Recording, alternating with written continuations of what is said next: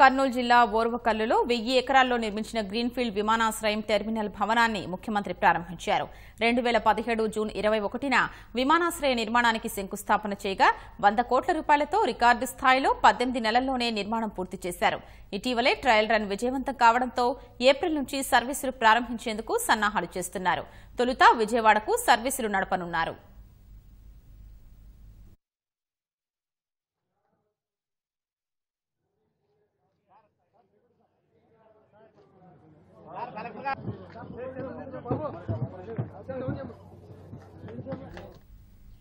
కర్నూలు జిల్లా గని శకునాల గ్రామాల పరిధిలో సుమారు 6000 ఎకరాల్లో నిర్మించిన సోలార్ పార్కును సీఎం జాతికి అంకితం చేశారు. 1000 మెగావాట్ల సామర్థ్యంతో నిర్మించిన ఈ ప్లాంట్ ప్రపంచంలోనే 3వ అతిపెద్ద సోలార్ పార్కుగా గుర్తింపు పొందింది.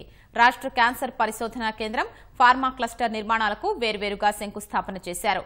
ఎయిడెడ్ ప్రాజెక్ట్స్, ఎన్సీఎన్ ఇన్ఫ్రాస్ట్రక్చర్ ఇన్వెస్ట్మెంట్ బ్యాంకు పైలాన్ను ఆవిష్కరించారు. పారిశ్రామికవేత్తలతో ముఖాముఖి నిర్వహించారు.